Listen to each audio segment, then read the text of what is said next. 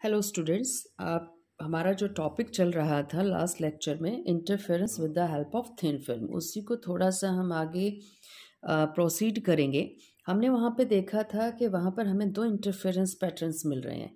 एक तो upper surface पे मिल रहा है due to the reflected light, और एक लोअर सरफेस पे मिल रहा है due to the transmitted light. तो यहाँ पर ये ध्यान में रखिएगा कि यहाँ पर जब हम पढ़ रहे हैं थिन फिल्म को, तो हमने पैरेलल फिल्म कंसीडर की है। आगे हम इसी को थोड़ा सा मॉडिफाई भी करेंगे। हम पैरेलल फिल्म की जगह अनपैरेलल फिल्म या कहिए वेज शेप फिल्म या कहिए इंक्लाइंड फिल्म भी यूज़ करेंगे। तो आज का जो टॉपिक रहेगा वो सिर्फ पैरेलल फिल्म की वजह से कि ये जो रिफ्लेक्टेड वेव्स हैं, यहाँ पे जो इंटरफेरेंस पैटर्न हमें मिलने वाला है, इस इंटरफेरेंस पैटर्न को हम स्टडी करेंगे। तो देखिएगा पैरेलल फिल्म को हम डिफाइन कैसे करेंगे। तो लास्ट लेक्चर में याद कीजिएगा, हमने एक थिन फिल्म ले ली थी जिसकी थिकनेस टी थी, और जिसका आपने रिफ्रैक्टिव इंडेक्स म्यू, और म्यू को भी थोड़ा हमने अपनी कैलकुलेशन को इजी बनाने के लिए ग्लास ले लिया था, दैट इज़ 1.52 जिसका रिफ्रैक्टिव इंडेक्स था। तो 4% लाइट रिफ्लेक्ट हो गई थी, फर्स्ट रे मिल गई थी। और ये जो हमारे पास ट्रांसमिटेड रे थी, याद कीजिएगा ये कितने परसेंट थी, 96% थी। इस 96% का फिर आपको ये 4% मिल गया था, और फिर उसका 96% अगर आप करेंगे तो ये 3.65 आपको सेकेंड रे मिल गई थी। तो आज हम इन दोनों फिल्म्स का जो इंटरफेरेंस पैटर्न यहाँ पर हमें मिलने वाला है, कब हमें मिनिमा मिलेगा, कब हमें ब्राइट फ्रिंज मिलेगी, कब हमें डार्क फ्रिंज मिलेगी, उनकी कंडीशंस भी हम देखेंगे। अब ये देखिएगा, ये जो 4% वाली रे है, अगर आप इसको सीधा, ये थोड़ा सा टेढ़ी चली गई मिड लाइन, अगर इसको सीधे देखते तो हम यहाँ से लगता कि यहाँ से लाइट आ रही है, तो इस सोर्स को हम S1 कह देते। सिमिलरली ये जो हमारे पास है 3.65, ये अगर हम देखते तो हमें यहाँ से सीधा कैसे लगता कि हमारी कहाँ से आ रही है लाइट, S2 से आ रही है। तो S1 से लाइट आ रही है, उसके बाद S2 से रेज आ रही हैं, and they are going to interfere this, इस एरिया के अंदर वो इंटरफेरेंस पैटर्न या सुपर इम्पोजिशन या ओवरलैपिंग दिखाएंगी। तो हमें ये पता है कि S1 और S2 से जो लाइट यहाँ पे आ रही है, अगर हमें उनके बीच का ये पाथ डिफरेंस कि कौन ज़्यादा डिस्टेंस ट्रेवल कर रहा है और कितना, कि अगर वो एक वेवलेंथ के बराबर है, आधी वेवलेंथ के बराबर है, तो we can easily find out whether we are going to get the bright fringe और dark fringe at this location. तो यहाँ पर आपके पास क्या है, if the surface of the transparent thin film of uniform thickness are parallel, then this is plane parallel thin film. आपके ये जो दोनों सरफेसेस है ना, ये क्या होनी चाहिए, ट्रांसपेरेंट, तभी तो लाइट ट्रांसमिट कर पाएगी। और दूसरी कंडीशन क्या है, ये पैरेलल होनी चाहिए। तो पैरेलल होंगे तो आपको पता है यूनिफॉर्म थिकनेस होगी, तो यूनिफॉर्म थिकनेस होगी तो इसी को हम क्या नाम दे देंगे, इस फिल्म को हम थिन फिल्म को नाम दे देंगे प्लेन पैरेलल थिन फिल्म। तो ये आपके पास प्लेन पैरेलल थिन फिल्म हो जाएगी। After two reflection the intensity of the reflected rays drop to very small strength. तो ये देखिएगा कि एक रिफ्लेक्शन ये हुआ, एक ये हुआ, तो इन दोनों के बीच का जो आपके पास इंटेंसिटीज़ का डिफरेंस है, ये 4% है और ये 3.65% है, तो हम कहेंगे ज़्यादा डिफरेंस ये नहीं है। तो यहाँ से हमें एक अच्छा इंटरफेरेंस पैटर्न मिलने वाला है। Hence, for interference only these first two reflected rays are considered. अब ये दो ही क्यों ली गई? अब यहाँ पर अगर आप देखें तो ये दोबारा से आपके पास ये वाला फिनोमिना होता, और यहाँ पर आपको एक और रे मिल जाती जिसको आप थर्ड रे कह देते। थर्ड रे की जो इंटेंसिटी है वो बहुत कम आने वाली है, पॉइंट्स के अंदर आने वाली है। तो सोचिएगा 3.65 में ये ऐड करोगे तो भी 3.65 ही डोमिनेट करेगा, माइनस करोगे तो भी यही डोमिनेट करेगा। इट मीन्स ब्राइट फ्रिंज भी मिलेगी, डार्क फ्रिंज में भी यही मिलने वाला है। तो हम ये सेकंड और थर्ड रे कंसीडर ना करके हम वही रेज का इंटरफेरेंस पैटर्न कंसीडर करते हैं जिनकी इंटेंसिटी या जिनका जो एम्पलीट्यूड है, because we very well know that I is directly proportional to A square.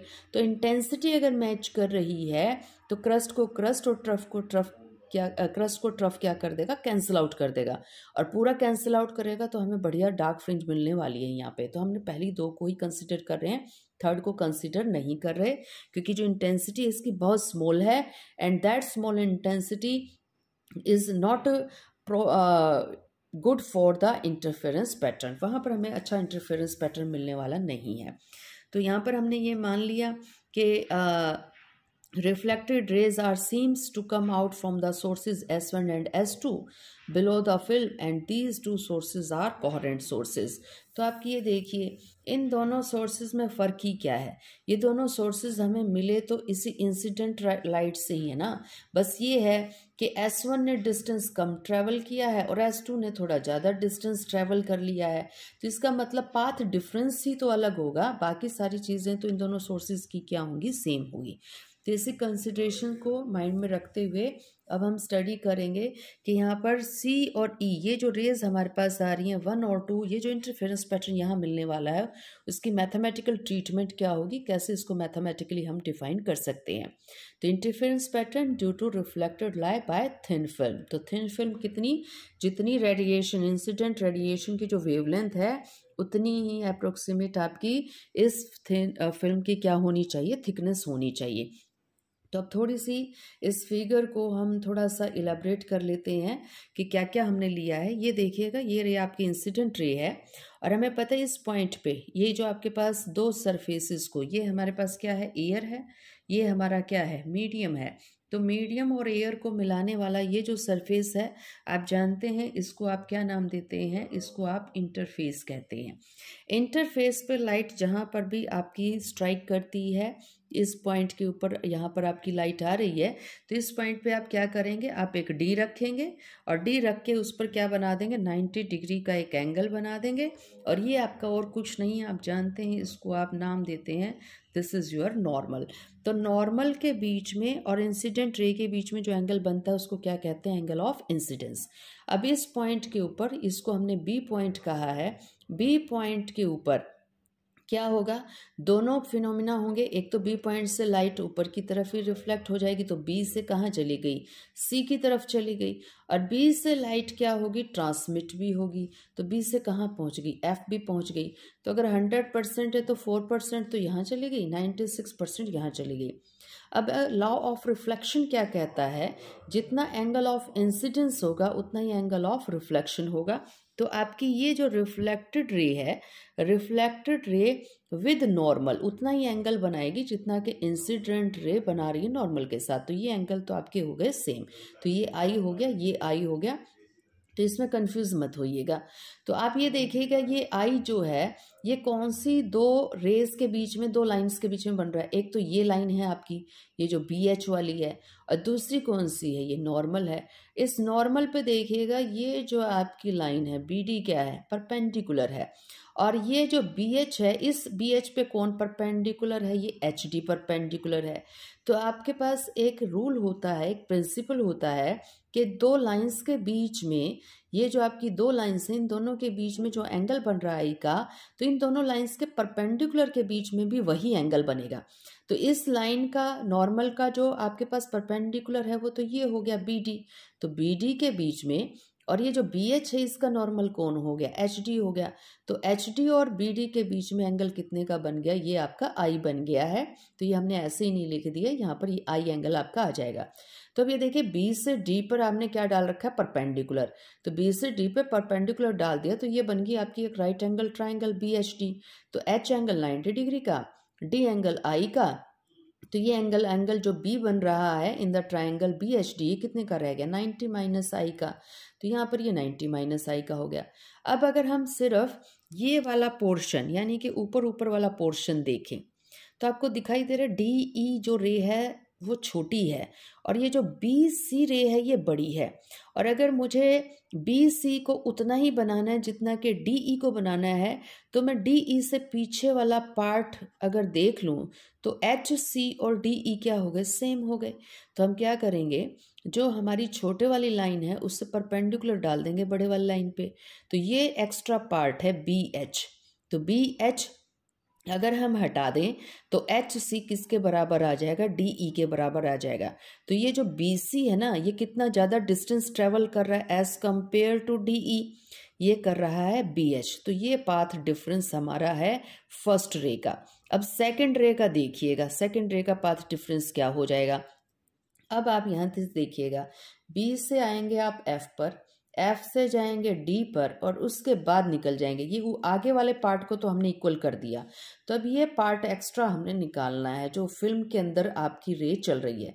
तो फिल्म में डिस्टेंस कितना ट्रेवल कर रही है रे, एक तो बी एफ और प्लस में कितना एफ डी, और हमें पता है बी एफ किसके इक्वल है, एफ डी के इक्वल है। अब यहाँ देखिएगा ये एंगल आर और ये एंगल हमने आर कंसिडर कर लिया है। तो आप ये देखिए ये नॉर्मल थी और ये आपके पास कौन थी, रिफ्रैक्टेड रे थी। तो रिफ्रैक्टेड रे और नॉर्मल के बीच में ये कौन हो गया, angle of refraction.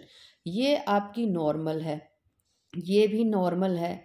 It means कि ये लाइन और ये लाइन आपकी क्या है, पैरेलल। तो अगर ये दोनों लाइन पैरेलल हैं तो ये लाइन क्या हो गई, इस ट्रांसवर्सल लाइन। तो ये आपके जो इंटीरियर अपोजिट एंगल्स हैं तो ये सेम होते हैं, दो पैरेलल लाइंस आपके पास हैं, तो ये आर हो जाएगा तो ये भी आर होगा। एफ के ऊपर बी से एफ और एफ से रिफ्लेक्शन हो रहा है, तो यहाँ पर एफ पॉइंट पर रिफ्लेक्शन हो रहा है ना, तो ये जो बी से एफ आ रही है रे, ये एंगल ऑफ इंसिडेंस कितने का बना रही है, आर का। तो हमें पता है लॉ ऑफ रिफ्लेक्शन तो ये कहता है angle of incidence should be angle of reflection. तो ये अगर आर है तो ये भी आर होगा, तो ये हमने इन दोनों को आर इस वजह से लिया है।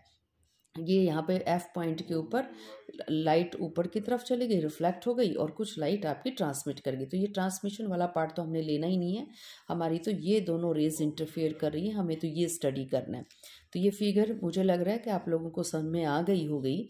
बी से आप रे वन पहला, दूसरी रे कौन सी है, ये है, तो ये इंटरफेयर कर रही है। अब देखिएगा आपका कौन सी रे ज़्यादा डिस्टेंस ट्रेवल कर रही है, B F plus F D, लेकिन उसमें से माइनस क्या करने का पड़ेगा हमें, बी एच। तो हमारे पास दो रे हैं, तो एक तो हमारे पास है रे टू, एक है हमारे पास रे वन। हमें ये देखना है रे टू और रे वन, इसका पाथ माइनस में क्या करेंगे, रे वन का पाथ। तो रे टू का पाथ देखिए, यहाँ तक बी तक हमें कोई दिक्कत नहीं है, बी तक तो दोनों ही रे इकट्ठी आ रही हैं, लेकिन टू रे सेकेंड रे देखिएगा बी से एफ प्लस में एफ से डी गई है, और ये किसके अंदर जा रही है, थिन फिल्म में।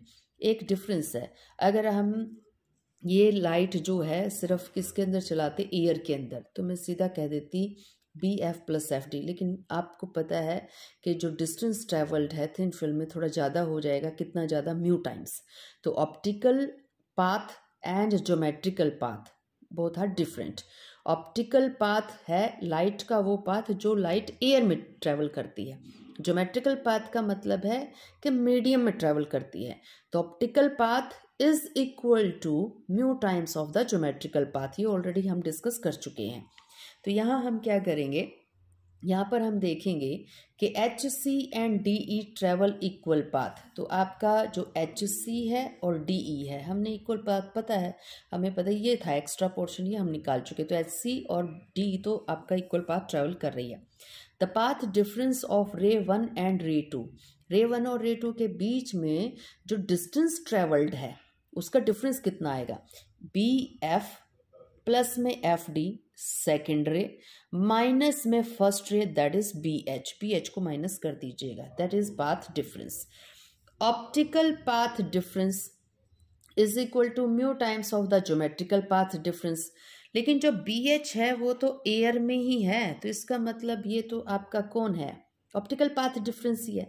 लेकिन जो B F plus F D है this is your geometrical path difference, ये मीडियम में है। तो इसको ऑप्टिकल बनाने के लिए क्या करना पड़ेगा, mu times of geometrical path करना पड़ेगा। तो mu times of B F plus F D और माइनस में बी एच। तो हमें पता है बी एफ और एफ डी तो सेम ही है, तो B F is equal to हमने एफ डी कर दिया है। और अगर हम यहाँ से एफ से परपेंडिकुलर डालें इस पॉइंट के ऊपर थिन फिल्म में, तो आप ये देखिए एफ जी किसके बराबर है, थिकनेस ऑफ द फिल्म के बराबर है ना, और थिकनेस ऑफ द फिल्म कितनी है, टी है। तो एफ जी किसके इक्वल आ गया, टी के इक्वल आ गया। तो हमने यहाँ पे लिख दिया है कि जो हमारा एफ जी है वो टी के इक्वल है। उसके बाद देखिएगा cos r is equal to F G plus F G divided by B F. तो अगर हम इस राइट एंगल ट्राइंगल को देखें तो बेस पे एंगल कितने का बन रहा है, आर का, जी पर एंगल बन रहा है 90 डिग्री परपेंडिकुलर। तो ये राइट एंगल ट्राइंगल आपने लेनी है, ये वाली, ये वाली ट्रायंगल अगर आप लें तो यहाँ से हम जब कोस आर की वैल्यू निकालेंगे the cos r will be that is your F G base divided by the hypotenuse and that is your B F.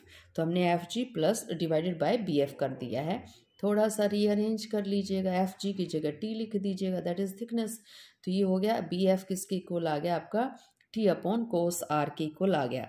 और हमें पता है कि हमें निकालना क्या है path difference B F plus में एफ डी, और हमें पता है बी एफ और एफ डी दोनों इक्वल हैं, तो ये तो 2 टाइम्स हो जाएगा। तो हमें बी एफ की वैल्यू पता चल गई, तो हमें B F plus F D की वैल्यू पता चल गई, 2 टाइम्स कर दीजिएगा। तो B F plus F D is 2 times of B F, तो ये कर दीजिए 2 टाइम्स 2t कोस आर हो जाएगा। उसके बाद देखिएगा इस ट्राइंगल के अंदर जो आपके पास है बी जी है वो किसके इक्वल है, जी डी के इक्वल है। तो B G is equal to G D. और अगर बी डी को देखें तो बी डी और बी जी में क्या रिलेशन है, 2 times of B G, B G का डबल कर दीजिए तो बी डी आ जाएगा। तो यहाँ पर हमने यही लिखा है B G is equal to G D और B D is equal to 2 times of B G. तो अगर आप इस ट्राइंगल में देखें तो इस ट्राइंगल में हमारे पास B G divided by F G is comes out to be tangent are. तो हमारा टेंजेंट आर के इक्वल यहाँ पे आ जाएगा। तो कौन सी ट्राइंगल आपने देखनी है, आपने देखनी है यही वाली राइट एंगल ट्राइंगल। ये रहा राइट एंगल ट्राइंगल आपकी बी जी एफ। तो इस बी जी एफ में आपका परपेंडिकुलर तो हो गया है बी जी, बेस कौन हो गया है जी एफ, तो ये हो गया आपका टेंजेंट आर के इक्वल। तो B G upon F G is equal to tangent r. B G F G को इधर ले जाइए और एफ जी आपको पता है और कुछ नहीं है, this is the thickness of the film t. तो टी के इक्वल है तो t times of tangent are. तो आपका जो बी जी और बी डी है उसमें क्या रिलेशन था, 2 टाइम्स, इसका दुगना कर दीजिए, इसका दुगना कर देंगे तो बी डी आ जाएगा। तो B D comes out to be 2 times of this that is 2t tangent are. तो ये हमारे पास आ गया है 2t टेंजेंट आर। उसके बाद देखिएगा यहाँ पर थोड़ी सी कैलकुलेशन हम और करना चाहेंगे। आप ट्राइंगल देखिएगा ये वाली, क्योंकि अब हमें बी डी की वैल्यू भी नहीं पता, हमें बी डी की वैल्यू भी निकालनी पड़ेगी। तो ये ट्राइंगल पे आ जाइए आप बी एच डी वाली पे। डी पर आई का एंगल बन रहा है, बी पर 90 माइनस आई का बन रहा है और एच पर आपने डी से परपेंडिकुलर डायरेक्ट रखा है, 90 डिग्री का एंगल बन रहा है। तो यहाँ से हम किसकी वैल्यू निकाल लेंगे, यहाँ से हम निकाल लेंगे हमारे साइन आई की वैल्यू।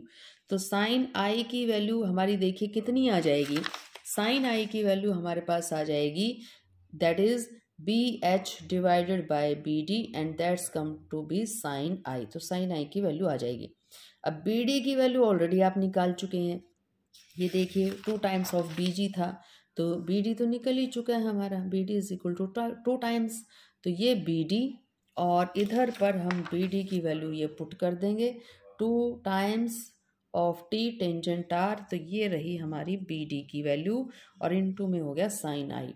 उसके बाद स्नेल्स लॉ क्या कहता है, mu is equal to sine i upon sine r. Condition ये है आई बनना चाहिए रेयर मीडियम में और आर बनना चाहिए टेंसर मीडियम में। तो हमारी कंडीशन ये भी सेटिस्फाइड है। एयर के अंदर बन रहा है आपका एंगल ऑफ इंसिडेंस और मीडियम में बन रहा है एंगल ऑफ रिफ्रैक्शन। तो अगर उल्टा होता तो ये आपका 1/μ हो जाता। तो यहाँ पर B H is equal to 2t tangent r, लेकिन आपने साइन आई को किस में चेंज करवा दिया, साइन आर में। तो ये साइन आई कैसे आ जाएगा, mu times of sine r. तो ये आ गया हमारा। उसके बाद टेंजेंट आर को भी ओपन कर लिया, sine i divided by cos r, mu times of sine r हो गया। साइन स्क्वेयर आर हो गया। तो ये आप थोड़ा रीअरेंज कर लीजिए, 2 mu T sign square are divided by cos are हमारे पास आ जाएगा। इक्वेशन नंबर 3 से किसकी वैल्यू निकाली हमने, बी एच की। अब देखिएगा इक्वेशन नंबर 2 पे 2 से किसकी वैल्यू निकाली हमने, बी एफ प्लस में एफ डी की। तो अब ये देखिए यही तो निकालनी थी, B F plus F D की वैल्यू निकालनी थी और बी एच की। तो ये हम तीनों की तीनों वैल्यूज़ निकाल चुके हैं। और ये वैल्यूज़ अगर हम यहाँ पर पुट कर दें इस इक्वेशन के अंदर तो हमें पता नहीं चल जाएगा कि क्रस्ट के ऊपर क्रस्ट गिर रहा है या ट्रफ के ऊपर क्रस्ट गिर रहा है। तो B F plus F D की वैल्यू भी निकाल चुके, बी एच की वैल्यू निकाल चुके। तो हम क्या करेंगे, हम इक्वेशन नंबर 2 को और 3 को किसके अंदर पुट कर देंगे, हमारा ऑप्टिकल पाथ डिफरेंस निकालने के लिए पुट कर देंगे। तो ये था ना ऑप्टिकल पाथ डिफरेंस का फॉर्मूला, आया था हमारा delta is equal to mu times of B F plus F D और माइनस में B H. B F plus F D की वैल्यू कितनी आई थी, 2t divided by cos r. B H की वैल्यू यही तो आई है, तो ये रख दी हमने यहाँ पे। इन दोनों वैल्यूज़ को, इक्वेशन नंबर 2 ये थी, इक्वेशन नंबर 3 ये थी, इक्वेशन नंबर 1 ये थी, तो इन 2 और 3 को कहाँ यूज़ कर लीजिएगा, इक्वेशन नंबर 1 में। तो कर लिया हमने यहाँ पे, तो म्यू को तो म्यू ही रहने दिया, B F plus F T की जगह 2t अपॉन कोसा रख दिया, पी एच की जगह ये वैल्यू पुट कर दी, और ये वैल्यू पुट करते ही हमने निकाल दिया 2 mu T upon cos are common, यहाँ से बच गया 1, यहाँ से बच गया साइन स्क्वेयर आर, और हमें पता है 1 minus sine square r that is equal to cos square r. याद कीजिएगा कि एक sine square theta plus cos square theta is equal to 1, तो 1 माइनस साइन स्क्वेयर थीटा क्या होगा, कोस स्क्वेयर थीटा हो जाएगा। तो यहाँ पर थीटा आर है आपका, इसको हमने कोस आर से कोस आर कैंसिल आउट कर दिया, तो डेल्टा आ गया 2 म्यू टी कोस आर। तो ये हमारे पास यहाँ पर आ गया। तो ये देखिएगा 1 माइनस साइन स्क्वेयर आर, ये आपका कोस स्क्वेयर आर में टर्न हो गया, कोस स्क्वेयर आर से कोस स्क्वेयर आर हमारा क्या हो गया, cancel out, and you will have delta is equal to 2 mu t cos r. तो हम ये देखेंगे कि फिनोमिना जो है, अभी एक रिफ्लेक्शन का फिनोमिना हमारे पास आया है। तो यहाँ देखिएगा, जब रेयरर मीडियम से डेंसर मीडियम पर, तो देखिए रेयरर मीडियम से लाइट आ रही है, डेंसर मीडियम पर स्ट्राइक करके फिर रिफ्लेक्शन हो रहा है। तो यहाँ पर हमारे पास, हमें पता है कि एक जो है 180 डिग्री का फेज रिवर्सल, या कहिए phase difference, phase path difference lambda by 2 का एक और ऐड हो जाता है। तो ये तो हमारा थिन फिल्म की थिकनेस की वजह से आया है, और एक path difference due to the reflection phenomena और भी ऐड हो रहा है। तो हमारे पास देखिए टोटल जो है पाथ डिफरेंस कितना आएगा, also due to reflection a path change of lambda by 2 added to the ray B C. तो हमारा एक सेकेंड रे के अंदर एक पाथ डिफरेंस और ऐड हो रहा है। तो टोटल नया जो पाथ डिफरेंस है, ये तो देखिए थिन फिल्म के अंदर लाइट ट्रेवल कर रही थी उसकी वजह से आया था, एक हमारे पास रिफ्लेक्शन की वजह से भी आ रहा है। तो आप इसको प्लस लैम्डा बाय 2 कीजिए चाहे माइनस लैम्डा बाय 2 कीजिए, डिफरेंस आपका लैम्डा बाय 2 का होना चाहिए। The two path difference is this, तो ये हमारे पास आ जाएगा। If the path difference optical path between the two rays, अगर हमारा एन लैम्डा का हो, तो एक रे से दो वेव्स आ रही हैं, दूसरी रे से 3 वेव्स आ रही हैं, तो एक वेव का डिफरेंस आ गया। एक रे से जो है आपकी 3 वेव्स आ रही हैं, दूसरी से 5 आ रही हैं, तो 2 का आ गया।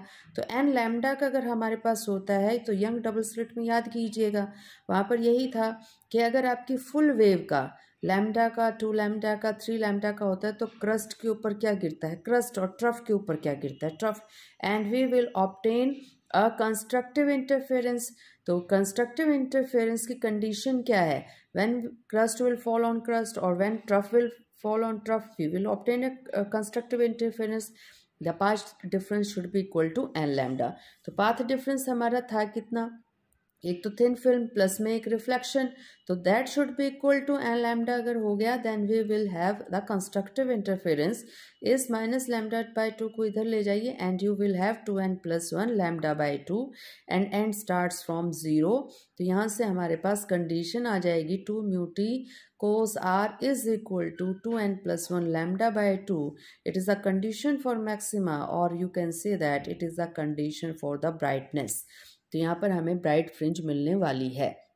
On the other hand, if the path difference is equal to the odd integral multiple of half waves, यानी कि अगर हमारी दोनों रेज का, वन फर्स्ट रे का और सेकेंड रे का पाथ डिफरेंस लैम्डा बाई 2 के, आधी वेव के, 3 लैम्डा बाई 2 डेढ़ वेव के, 5 लैम्डा बाई 2 ढाई वेव के इक्वल आते हैं, यानी कि हाफ हाफ का डिफरेंस अगर आ जाता है, it means the crest is going to fall on trough और vice versa, trough is going to fall on crest.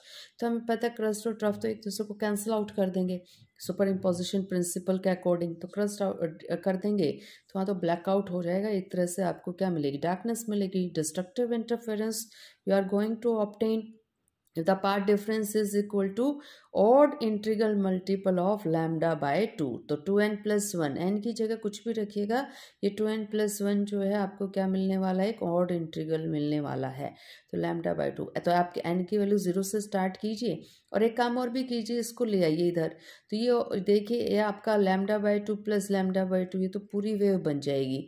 तो यहाँ पर अगर आप इसको देखें तो आपकी जो मिनिमा की कंडीशन है वो आपकी क्या आ जाएगी, मिनिमा की कंडीशन हमारे पास ये आ जाएगी 2 mu t cos r is equal to n lambda. This is the condition of minima, और कहिए डिस्ट्रक्टिव इंटरफेरेंस, और ये भी कह सकते हैं it is the condition of darkness. Next जो लेक्चर हमारा रहेगा उसमें हम ये देखेंगे कि हमारी जो थिन फिल्म है क्या वो हमारे पास उसकी जो लेंथ है या जो उसका स्पेस है वो छोटी होनी चाहिए या उसका स्पेस बड़ा होना चाहिए।